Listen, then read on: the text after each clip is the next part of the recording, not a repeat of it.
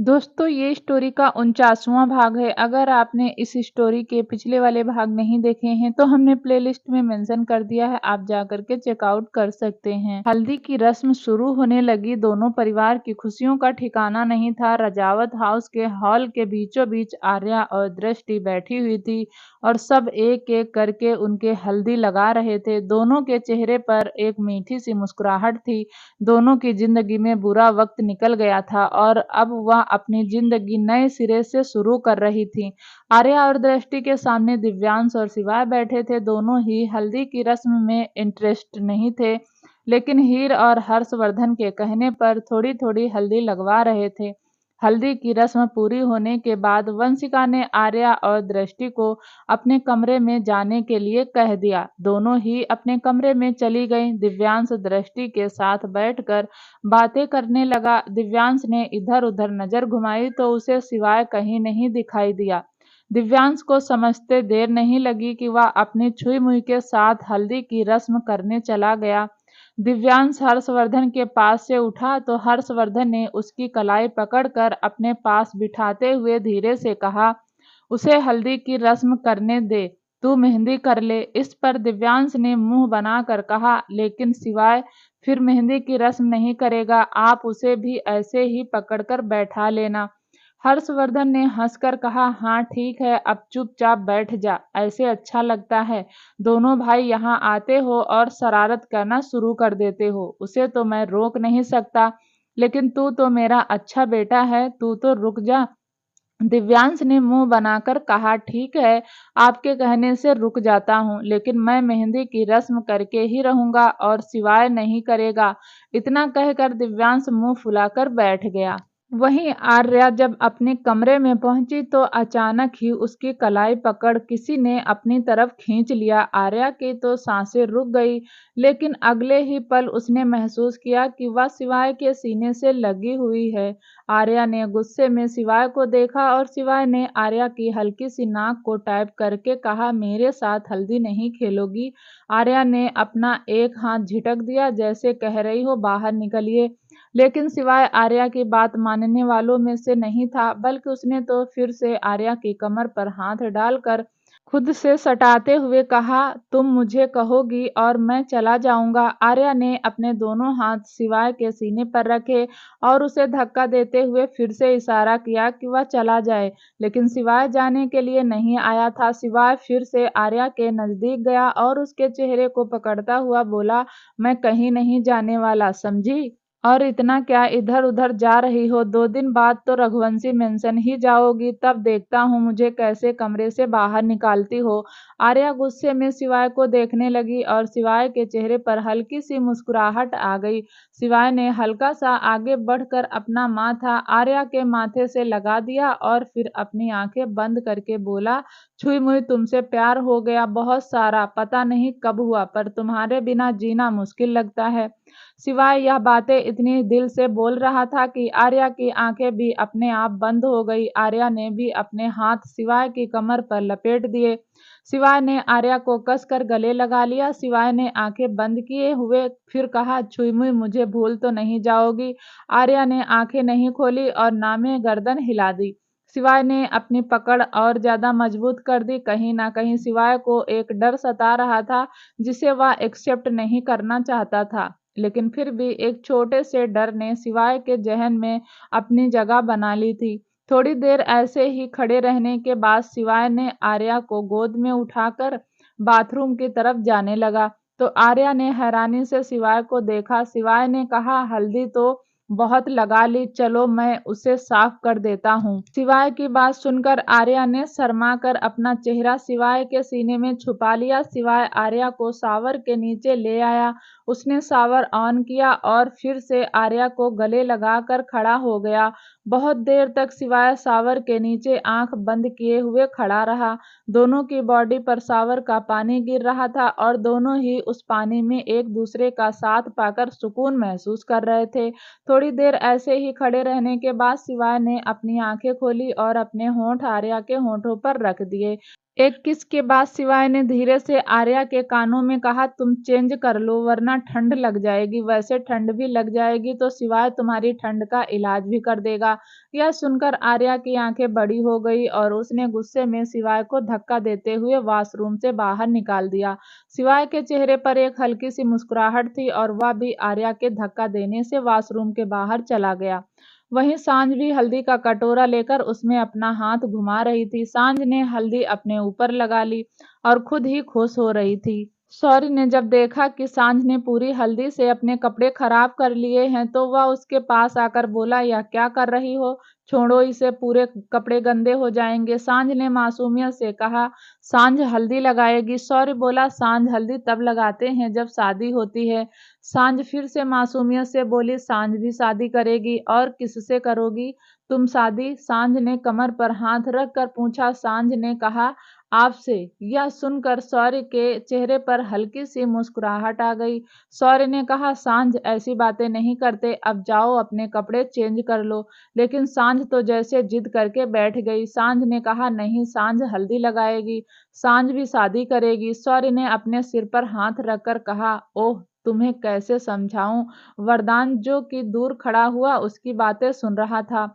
उसे भी शौर्य की टांग खींचने का मौका मिल गया। आखिर कितने दिनों से शौर्य वरदान को परेशान कर रहा था। एक बार वरदान भी शौर्य को परेशान करना चाहता था, इसलिए उसने शौर्य को सुनाते हुए कहा, उसे समझाओ मत, उसकी बात मान लो। वरदान की बात सुनकर शौर्य ने कसकर आंखें बंद कर ली और फिर हल्का सा पलटकर टेढ़ी नजरों से वरदान को देखा। वरदान के चेहरे पर हल्की सी मुस्कुराहट आ गई। शौर्य भी कहाँ कम था, वरदान की बातों का जवाब देना तो उसका फेवरेट काम हो गया था। शौर्य वरदान के पास जाकर धीरे से बोला, आप जाकर बुआ के साथ हल्दी क्यों नहीं खेलते? दूसरों को सलाह दे रहे हैं। वरदान कुछ रिएक्ट करता उससे पहले ही शौर्य जल्दी से वहां वापस सांझ के पास आ गया। शौर्य ने सांझ के हाथ पकड़कर एक कमरे के बाथरूम में ले गया। शौर्य ने सबसे पहले सांझ के हाथों को धुलवाया। सांझ बार बार मना कर रही थी, लेकिन शौर्य ने सांझ की एक न सुनी और जबरदस्ती उसके हाथ धुलवा दिए। शौर्य ने ज्यादा नोटिस नहीं किया और सांझ की गर्दन और हाथों से पानी लगाकर हल्दी साफ करने लगा। धीरे धीरे शौर्य के हाथ सांझ के बदन पर घूम रहे थे। सांझ को तो कुछ महसूस नहीं हो रहा था और शौर्य का पूरा ध्यान सांझ की देह को साफ करने में था। तभी शौर्य ने सांझ की गर्दन से होते हुए अपने हाथ से थोड़ी से नीचे लेकर आया तो सांझ ने दोनों हाथ शौर्य के सीने पर लगाकर धक्का देते हुए कहा, आप गंदी बात क्यों कर रहे हो? शौर्य को कुछ समझ नहीं आया। शौर्य ने कहा, मैंने कौन सी गंदी बात की? तुम्हारी ड्रेस गंदी हो गई, मैं उसे साफ कर रहा हूँ। सांझ गर्दन को नीचे करके बहुत मासूमियत से बोली, मैडम कहती हैं जहाँ हम कपड़े पहनते हैं वहाँ किसी को छूने नहीं देना चाहिए, वह गंदी हरकत होती है। शौर्य का ध्यान अब जाकर सांझ की बातों में गया। शौर्य को समझ आया कि हो सकता है पागल खाने में किसी ने सांझ को इस बारे में बताया हो। शौर्य को अपनी गलती रियलाइज हुई। शौर्य ने दोनों कान पकड़कर सांझ से माफी मांगते हुए कहा, अच्छा, मुझे माफ कर दो, आगे से मैं ऐसा कुछ नहीं करूंगा। इतना कहकर शौर्य ने सांझ को एक टॉवेल दे दी और सांझ ने टॉवेल ले लिया। शौर्य ने कहा, मैं तुम्हारे कपड़े लाकर देता हूँ, तुम चेंज कर लो। शौर्य वॉशरूम से बाहर आया तो उसने देखा सांझ को साफ करते करते उसका खुद का कुर्ता पूरे तरीके से पीला हो गया था। शौर्य ने फिर कबर्ड में से सांझ के कपड़े निकाल लिए और उसे वॉशरूम में ले जाकर एक हैंडल पर डालते हुए कहा, अब तुम चेंज करके आ जाओ, ठीक है? सांझ ने हाँ में गर्दन हिला दी और शौर्य वहां से चला गया। वहीं दूसरी ओर टेबल पर वीरा, विराज, पैंथर, पूर्वी खाना खा रहे थे। वीरा खाना खा रही थी और विराज उसे सर्व कर रहा था।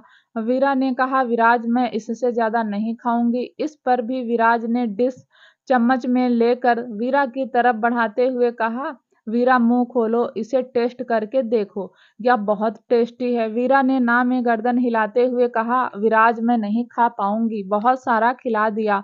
विराज ने कहा, हाँ, खिला दिया, जब से रघुवंशी मेंशन से गई हो पतली हो गई हो, शक्ल देखो आईने में कितनी कमजोर हो गई हो, ठीक से कुछ खाती नहीं हो। यह सुनकर वीरा की आंखें खुल गई। वीरा ने कहा, इसे कमजोर होना नहीं कहते, मैंने अपने फिगर को मेंटेन करके रखा है। विराज ने आंखें छोटी करके कहा, किसके लिए इतना फिगर मेंटेन करके रखा हुआ है? यह सुनकर वीरा हैरान हो गई। विराज ने भी महसूस किया कि उसने फ्लो में क्या कह दिया। इस वक्त वीरा और विराज दोनों एक दूसरे की आंखों में देख रहे थे। विराज ने झटके से अपनी पलकें झपकाई और अपनी बात को ठीक करते हुए कहा, मेरे कहने का मतलब है जरूरी नहीं कि हर लड़के को पतली लड़की पसंद आए, इसलिए कह रहा हूँ खा लो, वैसे भी यह बहुत टेस्टी है। चलो मुंह खोलो। वीरा ने अब जिद ना करते हुए वह डिश खा ली। वहीं पूर्वी और पैंथर एक दूसरे को देख रहे थे और मन ही मन मुस्कुरा रहे थे। दोनों ही समझ चुके थे कि विराज के दिल में वीरा ने अपनी जगह बना ली है, लेकिन शायद विराज यह बात मानने के लिए तैयार नहीं है, या फिर वीरा से अपने दिल की बात कहने के लिए उसके अंदर हिम्मत नहीं है।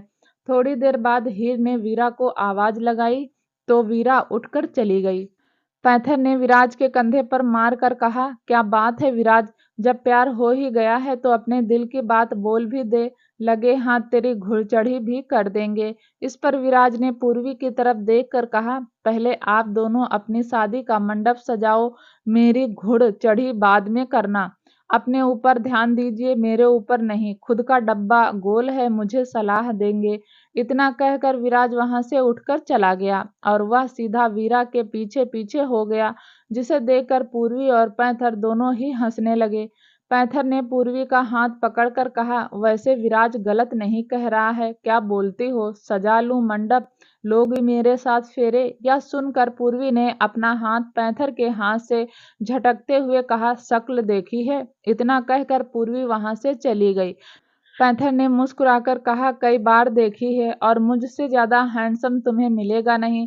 पूर्वी ने पलटकर कहा, तुमसे ज्यादा हैंडसम चाहिए भी नहीं, मैं कम में भी गुजारा कर लूंगी, समझे? यह बात बोलते हुए पूर्वी के चेहरे पर एक मीठी सी मुस्कुराहट थी। इसका साफ मतलब था कि उसे पैंथर की बातें इफेक्ट कर रही थी। वहीं दूसरी तरफ राजवीर भी एक टेबल पर बैठा हुआ था। तभी रूही राजवीर के लिए एक प्लेट में खाना सर्व करके लाई और उसने राजवीर के सामने प्लेट रखते हुए कहा, राजवीर खाना खा लो, सुबह से देख रही हूँ तुमने कुछ नहीं खाया।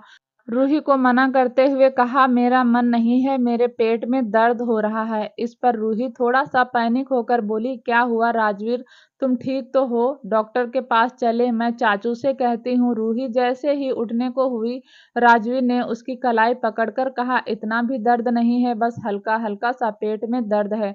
इस पर रूही चेयर पर बैठते हुए बोली, राजवीर तुम कहीं प्रेग्नेंट तो नहीं हो? यह सुनकर राजवीर की आंखें फैल गई। उसे अपने कानों पर यकीन नहीं था कि रूही जैसी पढ़ी लिखी लड़की ऐसी नॉनसेंस बातें भी कर सकती है। राजवीर ने हल्के गुस्से में कहा, तुम यह कैसी बकवास कर रही हो? रूही ने मासूमियत से कहा, नहीं राजवीर, मैं सच कह रही हूँ, मैंने फिल्मों में देखा है, पेट में दर्द होता है और फिर प्रेगनेंसी हो जाती है। राजवीर रूही को देख रहा था और मन ही मन हर्षवर्धन को कोसते हुए बोला, कहीं चाचू ने इस पागल लड़की से पीछा छुड़ाने के लिए मुझसे शादी तो नहीं कर दी? इसके अंदर दिमाग है कि नहीं? कहीं ऐसा तो नहीं मैं इसे पसंद करने में थोड़ी जल्दबाजी कर ली? इस गधी को इतना नहीं पता कि आदमी प्रेग्नेंट नहीं होते। या चटोरी बिल्ली अमेरिका में क्या पढ़कर आई है? राजवीर अपने ही ख्यालों में था कि रूही ने फिर कहा, राजवीर चलो तुम्हारा प्रेगनेंसी टेस्ट करवाते हैं। यह सुनकर तो राजवीर ने अपनी हथेली माथे पर मार कर कहा, तुमने कौन सी फिल्म में देख लिया यह सब? रूही ने जवाब देते हुए कहा, हॉलीवुड की मूवी में देखा है, उसमें एक आदमी प्रेग्नेंट था। अब तो राजवीर पूरी तरह से चिढ़ गया। राजवीर ने कहा, तुम्हारे अंदर अक्ल वक्ल है कि नहीं?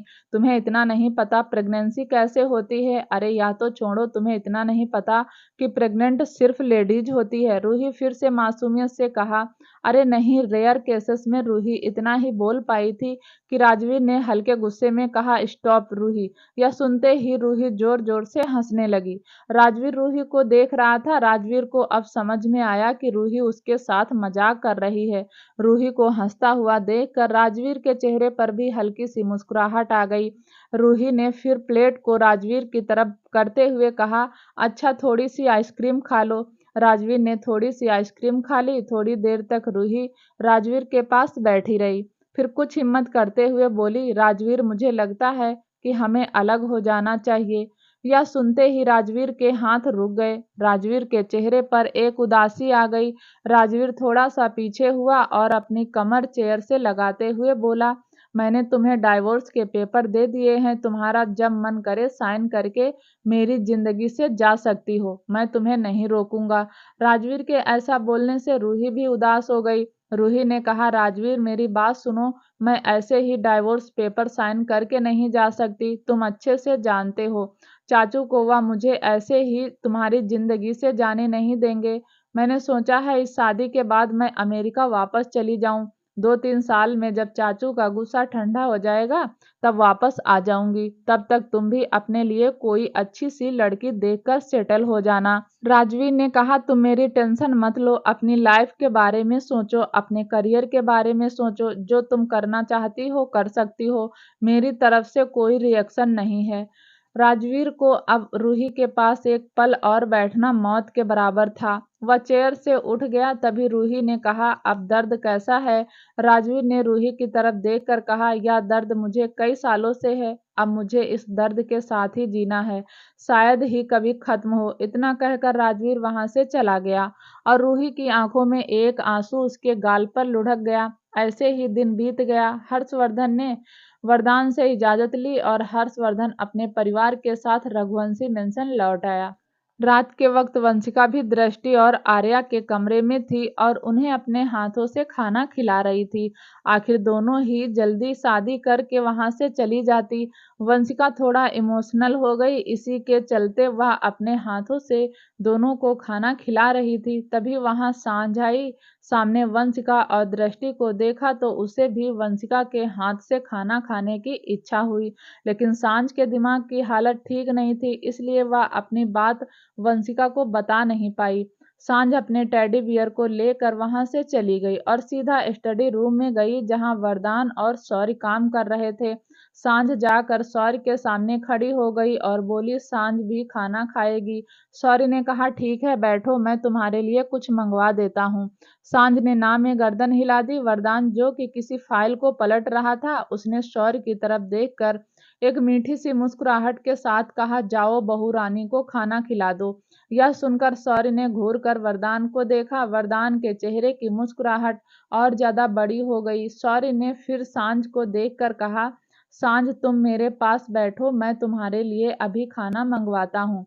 शौर्य ने सांझ का हाथ पकड़कर अपने पास बैठा लिया और एक नौकर से कहकर खाना मंगवा लिया।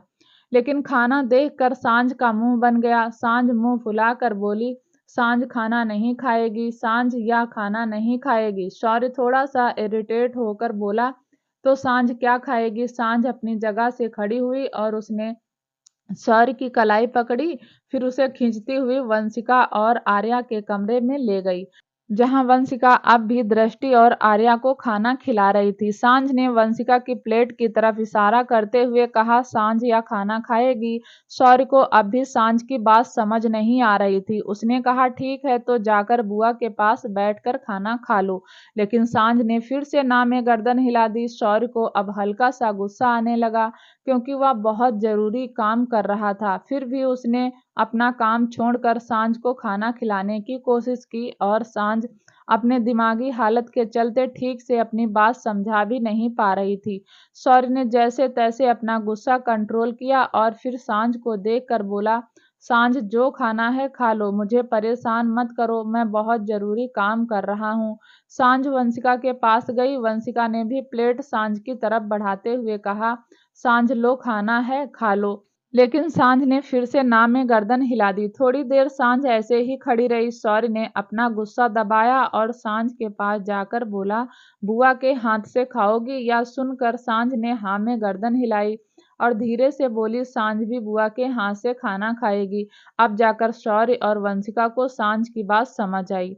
शौर्य को कहीं ना कहीं बुरा लगा कि सांझ अपनी बात समझा नहीं पाती, जिसके चलते वह उस पर गुस्सा भी करने लगा। शौर्य ने एक नज़र सांझ को देखा और फिर उसके गाल को हल्का सा रब करके वहां से चला गया।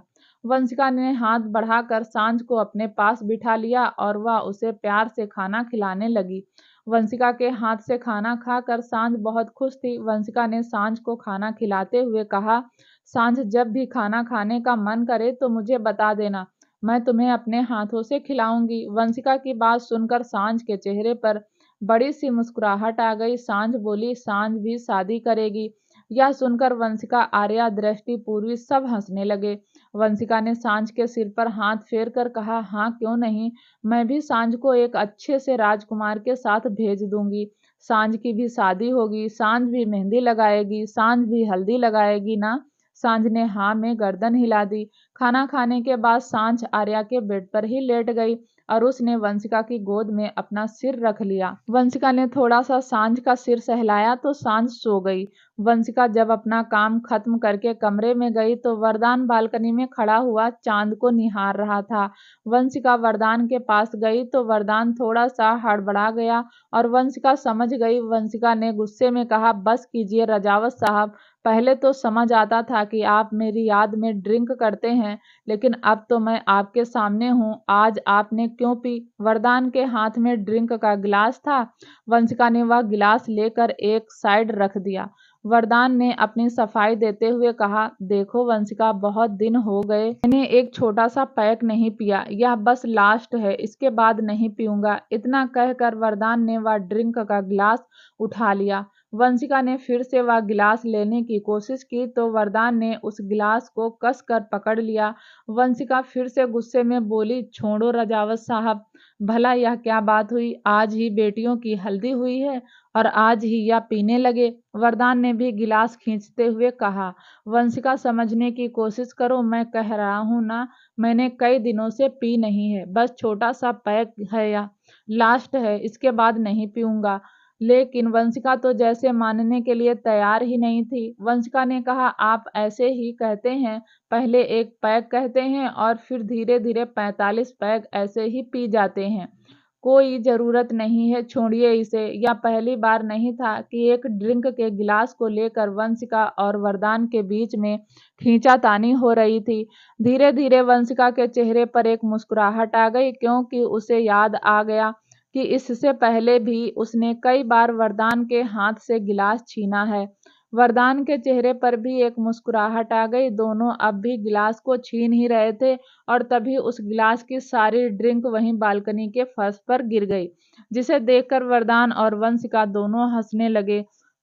वंशिका हंसते हुए कमरे में वापस आ गई। वरदान भी हंसता हुआ बोला, तुम नहीं सुधरोगी। अगर एक पैग पी लेता तो क्या हो जाता? खुशी में भी तो इंसान पीता है, और इससे बड़ी खुशी क्या होगी कि तुम मेरी जिंदगी में वापस आ गई, जिसकी मैं उम्मीद भी छोड़ चुका था। वंशिका भी हंसते हंसते बेड पर बैठ गई और बोली, वरदान साहब, आप भी जानते थे मैं आपको पीने नहीं दूंगी, फिर भी आपने अपना गिलास नहीं छोड़ा और हमेशा की तरह इस बार भी सारी ड्रिंक गिर गई।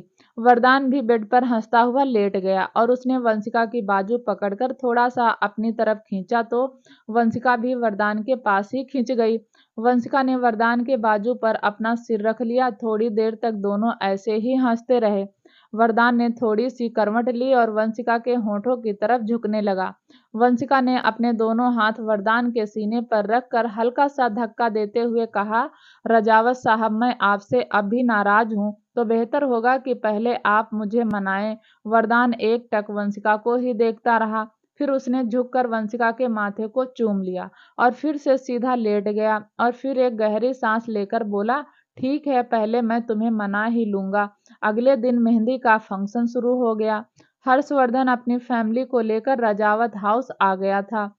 सब मेहंदी लगवा रहे थे, खुश थे। दोनों परिवार उस फंक्शन को लेकर बहुत ज्यादा एक्साइटेड थे, खासकर शिवाय और दिव्यांश। सब नाच रहे थे, एक दूसरे को डांस करने के लिए खींच रहे थे। आर्या और दृष्टि भी मेहंदी लगवाने के लिए वहीं बैठी हुई थी और दोनों के चेहरे पर एक मीठी सी मुस्कुराहट थी। रूही ने भी मेहंदी लगवाई थी। मेहंदी लगाने वाली लड़की को मालूम था कि रूही के हस्बैंड का नाम राजवीर है, इसलिए उसने बिना पूछे उसके हाथ पर राजवीर लिख दिया। रूही ने भी नोटिस नहीं किया, वह तो डांस देखने में बिजी थी। थोड़ी देर डांस करने के बाद वीरा भी मेहंदी लगवाने लगी, तो मेहंदी वाली ने पूछा, मैडम, आपके हाथ में भी किसी का नाम लिखना है? वीरा ने कहा, मेरी लाइफ में कोई नहीं है, तो आप मेरा ही नाम लिख दीजिए। वीरा ने अपने हाथों में अपना ही नाम लिखवा लिया। सांझ भी वंशिका के पास जाकर बोली, सांझ भी मेहंदी लगाएगी। सांझ भी शादी करेगी। सांझ की बात सुनकर वंशिका ने प्यार से सांझ के सिर पर हाथ फेर कर कहा, हाँ बिल्कुल, सांझ भी मेहंदी लगवाएगी। और वंशिका ने सांझ के हाथों पर खुद ही मेहंदी लगा दी। और यह देखकर सांझ बहुत खुश हुई। सांझ अपनी बातों को एक्सप्रेस नहीं कर पाती थी, लेकिन शायद उसे भी माँ का प्यार चाहिए था, जो उसे वंशिका से मिल भी रहा था। धीरे धीरे मेहंदी का फंक्शन भी खत्म हो गया। दृष्टि अपने कमरे में गई और तभी दृष्टि को अपने कमरे में से दिव्यांश के परफ्यूम की खुशबू आई। खुशबू महसूस करके दृष्टि के चेहरे पर हल्की सी मुस्कुराहट आ गई और उसने कहा, मैं जानती हूँ मिस्टर रघुवंशी, आप यही हैं। दिव्यांश, जो कि दीवार से टेक लगाकर दृष्टि को ही देख रहा था, वह थोड़ा सा दृष्टि के नजदीक गया और उसके गाल पर एक छोटी सी किस करके बोला, तुम्हें कैसे पता मैं यहाँ हूँ? इस पर दृष्टि ने कहा, देख नहीं सकती लेकिन महसूस कर सकती हूँ। दिव्यांश ने धीरे से दृष्टि की आंखों पर बारी बारी से किस करके कहा, बहुत जल्दी देखने भी लगोगी। दृष्टि दिव्यांश की बात सुनकर हैरान हो गई, लेकिन उसने रिएक्ट नहीं किया, क्योंकि तभी उसने अपने होठों पर दिव्यांश के होंठ महसूस किए। दिव्यांश ने दृष्टि को कमर से पकड़कर खुद से सटा लिया और उसे किस करने लगा। कुछ देर किस के बाद दृष्टि दिव्यांश से थोड़ा सा दूर होकर बोली, मिस्टर रघुवंशी, यह क्या बदतमीजी है? इस पर दिव्यांश ने कहा, इसे बदतमीजी नहीं, प्यार कहते हैं। वैसे भी एक दिन की बात है और फिर तो यह बदतमीजी रोज करूंगा, हर वक्त करूंगा और तुम मुझे रोक भी नहीं सकती। एक दिन के बाद मेरा बदतमीजी करने का हक हो जाएगा, तब तुम कहाँ जाओगी? जैसे जैसे दिव्यांश बोल रहा था, दृष्टि के चेहरे की लाली भी बड़ी हो रही थी।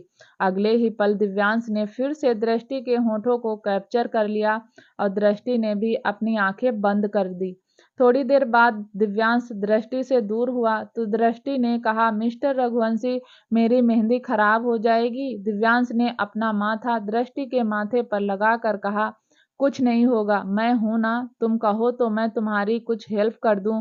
दृष्टि ने नासमझी में कहा, मेरी क्या मदद करेंगे? इस पर दिव्यांश ने अपने होंठ दृष्टि के कानों के पास ले जाकर शरारत भरी अंदाज में कहा, तुम्हें नहीं पता मैं कैसे मदद की बात कर रहा हूँ, या तुम समझना नहीं चाहती? यह सुनते ही दृष्टि की आंखें फैल गई। दृष्टि ने मुंह बनाते हुए कहा, मिस्टर रघुवंशी, मुझे आपकी हेल्प नहीं चाहिए, जाइए यहाँ से। इस पर दिव्यांश ने फिर से शरारत भरे अंदाज में कहा, लगता है अब तुम कुछ ज्यादा ही समझ गई। दृष्टि ने गुस्से में कहा, मिस्टर रघुवंशी, आप कुछ ज्यादा ही समझदार हैं, लेकिन आपकी समझदारी मेरे सामने नहीं चलेगी, इसलिए चले जाइए यहाँ से। दिव्यांश जाने वालों में से नहीं था। दिव्यांश ने दृष्टि की बाजू पकड़ी और उसे खींचकर सोफे पर लेकर आया और फिर उसे सोफे पर बिठाकर बोला, मैं बस तुम्हें खाना खिलाने की बात कर रहा था। मैंने देखा तुमने दोपहर से कुछ नहीं खाया, तो चलो अब थोड़ा सा खाना खा लो। इतना कहकर दिव्यांश ने खाने की प्लेट से थोड़ा सा खाना लिया और दृष्टि को खिलाने लगा। दृष्टि मना करती रही, लेकिन दिव्यांश ने बहुत अच्छे से दृष्टि को खाना खिला दिया। खाना खाने के बाद दृष्टि ने कहा, मिस्टर रघुवंशी, आप भी खा लीजिए। दिव्यांश ने कहा, मुझे भूख नहीं है। दृष्टि मुंह बनाकर बोली, भला यह क्या बात हुई? आपने मुझे तो खाना खिला दिया और खुद नहीं खा रहे हैं, आप भी खा लीजिए ना। दृष्टि के इतना फोर्स करने पर दिव्यांश ने भी थोड़ा बहुत खाना खा लिया। खाना खाने के बाद दिव्यांश दृष्टि के पैरों के पास बैठ गया और उसने अपना सिर दृष्टि की गोद में रख लिया। दिव्यांश के ऐसे करने से दृष्टि हैरान हो गई। उसे कहीं ना कहीं घबराहट महसूस हो रही थी, उसके रोंगटे खड़े हो रहे थे। उसे लग रहा था दिव्यांश किसी बात को लेकर परेशान है। दृष्टि ने धीरे से पूछा, क्या हुआ मिस्टर रघुवंशी, कोई प्रॉब्लम है? दिव्यांश ने कहा, दृष्टि, क्या तुमने मुझे माफ कर दिया? यह सुनते ही दृष्टि के दिल में एक अजीब सी धक हुई। दृष्टि कुछ नहीं बोली। दिव्यांश ने फिर पूछा, बताओ ना दृष्टि, क्या तुमने मुझे माफ कर दिया? क्या तुम उस पल को भूल नहीं सकती जब मैंने तुम्हारे साथ जबरदस्ती की, जब मैंने तुम्हें बेइज्जत किया? दृष्टि अभी भी कुछ नहीं बोली, लेकिन उसकी आंखों में कहीं ना कहीं पानी आ गया, क्योंकि उसे वह सब कुछ याद आ गया जो उसके साथ किया गया था। लेकिन दृष्टि अब भी जानती थी कि दिव्यांश ने उसे मनाने के लिए क्या कुछ नहीं किया। कितने ही घंटे उसके फ्लैट के बाहर खड़ा रहता था, कितनी बार उसे मनाने के लिए उसके पीछे आया था, कितने ही बार शौर्य से भी लड़ गया था, कितनी बार ही उसने अपने किए की माफी मांग चुका था। दृष्टि यह भी जानती थी कि इन सब में सारी गलती दिव्यांश की नहीं थी। दिव्यांश ने गुस्से में ही सही लेकिन उसे कई बार जाने के लिए कहा था, लेकिन दृष्टि ही अपने भाई बहनों के चलते नहीं गई। दिव्यांश तो जानता भी नहीं था कि दृष्टि देख नहीं सकती, और जब उसे पता चला कि उसने अपने गुस्से के चलते एक अंधी लड़की का फायदा उठाया है तो वह गिल्ट से भर गया। उसका प्यार अचानक ही दृष्टि के लिए पैदा हो गया। दिव्यांश ने अब भी दृष्टि की गोद से सिर नहीं उठाया, बल्कि अपनी बात को जारी करते हुए कहा, दृष्टि, मैं मानता हूँ कि मैं पहली बार जब तुम्हारे करीब गया था तो बहुत गुस्से में था, लेकिन अपने बच्चे की कसम खाकर कहता हूँ उसके बाद जब भी तुम्हारे करीब गया प्यार से गया था, चाहे नशे में हूँ या गुस्से में। और प्यार तो तुम भी मुझसे करती ही थी, तभी तुम 5वें दिन मेरे पास आई थी, और तुम इस बात को झुठला भी नहीं सकती कि उस दौरान तुम्हें मुझसे प्यार हो गया था। दृष्टि, तुम मुझे माफ नहीं करोगी तो मैं एक बोझ के साथ जीता रहूंगा। मुझे लगेगा कि मैंने तुम्हारे साथ गलती नहीं, गुनाह कर दिया। प्लीज दृष्टि, कुछ तो बोलो। दिव्यांश की बात सुनकर दृष्टि के गाल पर आंसू लुढ़क आए। वह आज दिव्यांश के प्यार को महसूस कर रही थी, उसके गिल्ट को महसूस कर रही थी। उसे समझ आ रहा था कि रघुवंशी फैमिली का बेटा, जिसे कभी किसी के सामने झुकना नहीं सीखा, जिससे मिलने के लिए इंडिया के टॉप बिजनेसमैन अपॉइंटमेंट लेते हैं, वह आज किसी छोटे बच्चे की तरह उसकी गोद में सिर रखकर बैठा है और माफी मांग रहा है। दृष्टि ने भरे गले से कहा, मिस्टर रघुवंशी, अगर मैं आपको माफ नहीं करूंगी तो आप क्या करेंगे? दिव्यांश ने कहा, मैं तो अपना सिर कभी भी तुम्हारी गोद से नहीं उठाऊंगा। यह सुनते ही दृष्टि के आंसू तेजी से गिरने लगे और दृष्टि ने अपना सिर दिव्यांश के सिर पर रख दिया और सुलगते हुए बोली, तो मैं कभी आपको माफ नहीं करूंगी, क्योंकि मैं नहीं चाहती कि आप अपना सिर मेरी गोद से उठा लें। यह सुनते ही दिव्यांश के चेहरे पर हल्की सी मुस्कान फैल गई और उसने अपना चेहरा ऊपर उठाकर अपने दोनों हाथों से दृष्टि का चेहरा पकड़कर एक ही सेकंड में पूरे चेहरे को चूम लिया और फिर कस कर गले लगा लिया। दृष्टि का रोना तेज हो गया। दिव्यांश ने आज दृष्टि को चुप नहीं करवाया। वह चाहता था शादी से पहले ही दृष्टि अपना दुख रजावत हाउस में ही छोड़कर चली जाए और फिर वह दृष्टि के साथ एक नई जिंदगी शुरू करे। दृष्टि रोती रही और दिव्यांश की पकड़ दृष्टि पर कसती गई। वहीं दूसरी तरफ सांझ भी शौर्य को ढूंढ रही थी, क्योंकि उसे भी शौर्य को अपनी मेहंदी दिखानी थी। शौर्य अपने कमरे में किसी से फोन पर बात कर रहा था और तभी सांझ कमरे में आई। शौर्य ने ध्यान नहीं दिया और वह अपनी बात कंटिन्यू करता रहा। शायद वह बहुत इम्पोर्टेंट कॉल थी। सांझ जाकर शौर्य के सामने खड़ी हो गई। शौर्य एक नज़र सांझ को देखा और फिर हल्की सी मुस्कान पास कर दी। शौर्य जानता था सांझ उससे फोन पर बात नहीं करने देगी, इसलिए वह बालकनी में चला गया था। सांझ भी शौर्य का कमरे में ही इंतजार करती रही, लेकिन शौर्य नहीं आया। सांझ भी फिर शौर्य के पीछे पीछे बालकनी में चली गई और अपनी मेहंदी दिखाते हुए बोली, सांझ ने भी मेहंदी लगाई है। सांझ ने मेहंदी लगाई है। शौर्य ने उसे चुप करने का इशारा किया, लेकिन सांझ के दिमाग की हालत ऐसी नहीं थी कि वह शौर्य की बात समझ सके, और उसने फिर से कहा, देखो शौर्य, सांझ ने भी मेहंदी लगाई, सुंदर मेहंदी लगाई, सांझ भी शादी करेगी। शौर्य अब सांझ से इरिटेट हो रहा था, इसीलिए वह फोन लेकर कमरे में आ गया और सांझ भी पीछे पीछे चली गई। शौर्य ने अब गुस्से में सांझ को कमरे से जाने का इशारा किया, लेकिन सांझ वहीं खड़ी रही और बार बार शौर्य के सामने जाकर अपनी मेहंदी दिखाने लगी। शौर्य अब बहुत ज्यादा इरिटेट हो गया, क्योंकि वह फोन कॉल बहुत ज्यादा इम्पोर्टेंट थी। शौर्य ने जल्दी से वह फोन अटेंड करके फोन कट किया और सांझ को देखकर गुस्से में बोला, तुम्हारे अंदर अक्ल नहीं है? कहा ना मैंने, जाओ यहाँ से, जाती क्यों नहीं? तभी एक सर्वेंट ने नॉक किया और सर्वेंट के हाथ में सांझ का टेडी बियर था, जिसे वह सांझ को देने आया था। सांझ टेडी बियर को छोड़ती नहीं थी। शौर्य ने सर्वेंट को देखा तो उसका दिमाग और ज्यादा खराब हो गया। शौर्य ने टेडी बियर लिया और सर्वेंट को घूर कर देखा। सर्वेंट वहां से चला गया। शौर्य ने टेडी बियर को फाड़ते हुए सांझ के सामने फाड़ते हुए गुस्से में कहा, अब जाओ यहाँ से और आइंदा मेरे कमरे में मत आना, समझी। दोस्तों, आगे की कहानी जानने के लिए प्लीज चैनल को लाइक शेयर सब्सक्राइब जरूर करें ताकि जब भी वीडियो डालें आपको नोटिफिकेशन तुरंत मिले। तब तक के लिए नमस्कार, धन्यवाद।